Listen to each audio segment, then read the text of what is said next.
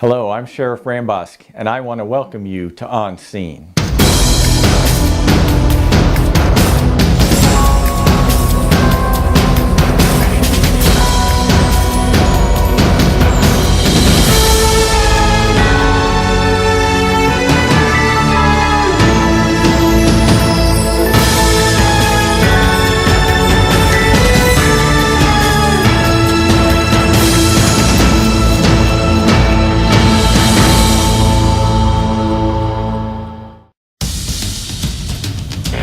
911, what's the location of your emergency?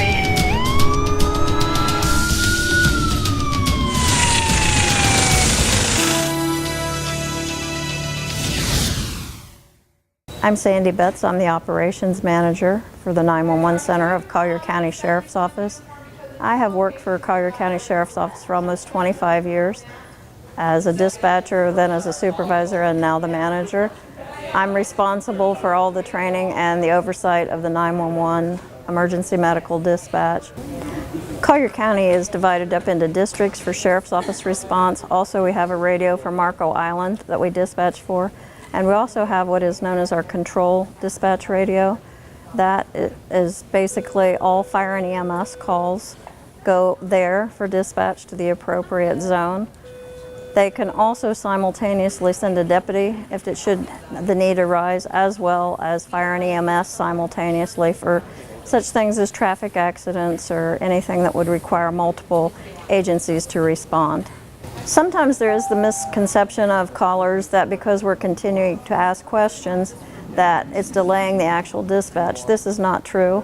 It takes about 40 seconds to obtain the information that is needed.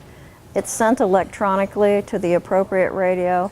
We will ask you to stay on the phone and continue to answer our questions. The purpose of that either is to get additional suspect information or to give you pre-arrival instructions, and that information is also being relayed electronically to the responding units to help determine if there is a suspect, to apprehend him sooner, or to give you pre-arrival instructions should it be a medical call. My name is Dodie Canova. I've been here for 18 years. I love what I do. I never thought this was a job I would have wanted. Kind of fell into it and never knew it was something I would love, and it truly has become something I love. I work night shift for 16 years and I've been on day shift now for a year. September will be 18 years at the job. And we go through a lot of frustrations and a lot of hard calls, but it's those occasional calls where you touch someone's life or actually save someone's life that makes all the difference and makes it worthwhile. It is truly something that I love to do. Hi, my name's Carol Nimnoen. I'm the training coordinator for communications, and I just want to give you guys an idea of what it's like and how to become a 911 dispatcher. Beginning in the very beginning with the testing. So anyone that's interested in the position would go to fill out an application, of course, go to our human resources department, and then they would be tested. We have a profession appropriate test called Critical that everyone has to go through. And basically what it is you go through, answer questions. As you're answering questions, something might pop up on the screen, like an emergency pops up. The prospective person has to answer the emergency and then go back to the test. There's a certain percentage they need to get on there, as well as good typing skills. Once they're done with that, they pass an interview and a background. The trainee is put in a classroom setting. So the Florida Department of Health is in charge of our certification for dispatchers for the state of Florida, and they mandate that all dispatchers, or all what we call public safety telecommunicators, are giving a minimum of 232 hours of classroom training. In Collier County, ours is 240 hours. It's basically 6 weeks of classroom training. During that classroom training, we cover many subjects, including the basics of 911 dispatching, multitasking. We learn CPR and AED. We learn Teletype, the state program for entering and removing stolen vehicles, missing persons, and things like that. Plus we learn the intricacies of how our computer system works, called CAD, Computer Aided Dispatch. Once we're done with this classroom training, we take a final exam, and then we are assigned to a communications training officer. So each person gets their own communications training officer that they are hooked up side by side with for 8 weeks. That's just to learn how to answer the phones. Once their 8 weeks is up, they're given an evaluation by a supervisor who listens to the trainee for 4 days and signs off that either the person needs an extra 2 weeks of training or that the person is what we call 10-8.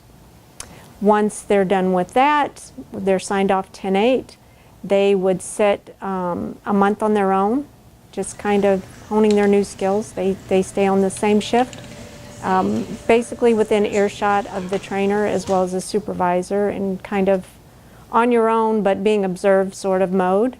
Then they go for 8 more weeks of radio training, and we would do either the discipline of law enforcement or control, which involves fire and EMS. And basically the difference between those two radios would be law enforcement's going to involve codes and signals, fire and EMS is going to involve plain talk.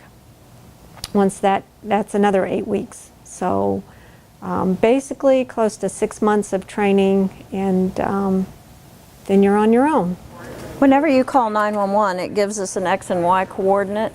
If you're calling from a cellular device, if you're calling from your home phone, it should give us the information, your street address, and who the resident is at that location.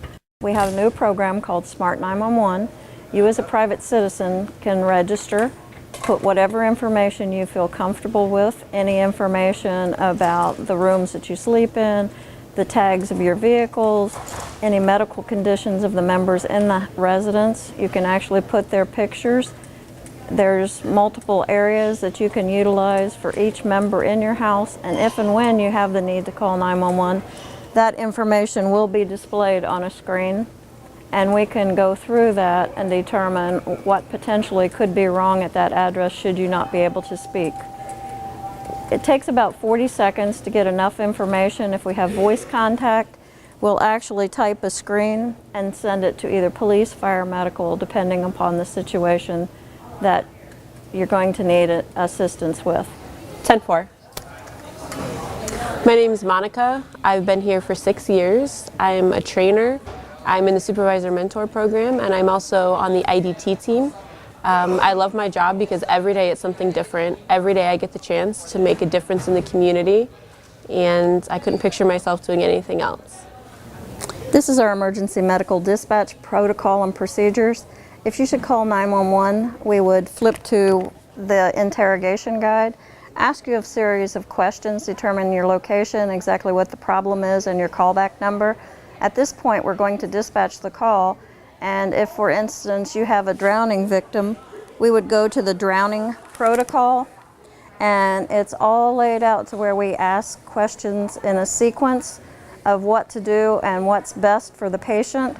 We would provide CPR instructions, tell you to get the patient out of the pool. That way there's no freelancing. This is all pre-scripted on what exactly should occur, so we have the best outcome for the patient depending on what the circumstances of the event are. Currently we're answering around 400 to 500 911 calls a day, and the plaques on the wall are a representation of dispatchers who have received awards for life saves or Stork Awards for delivering babies.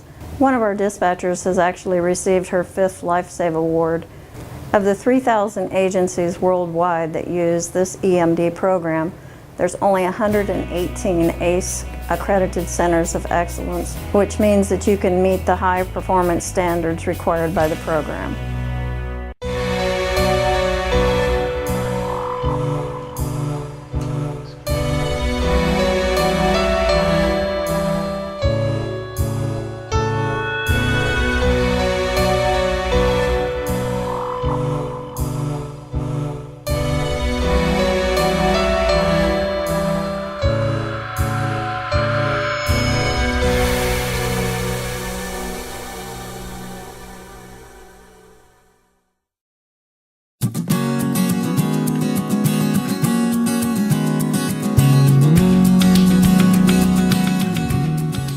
Hi, my name is Corporal Urban Garriga.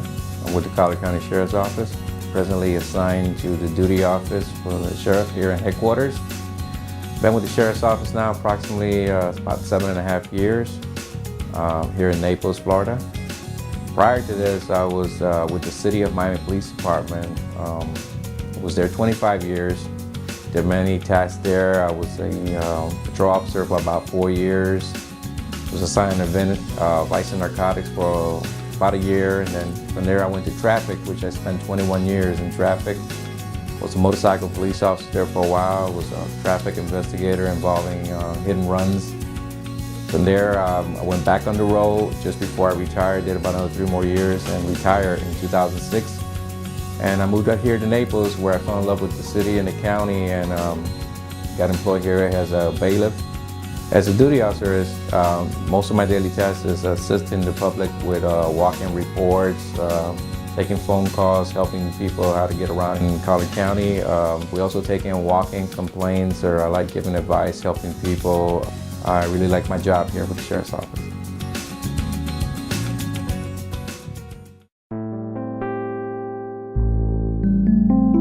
Teen Driver Challenge is a program offered by the Collier County Sheriff's Office in conjunction with the Florida Sheriff's Association, educating teens of life-saving driving skills and the safe operation of a motor vehicle. Some of the objectives that we teach our students are proper management of their vehicle during all weather conditions, proper maintenance, and safety driving maneuvers. For more information on upcoming Teen Driver Challenge courses, please call 793-9260.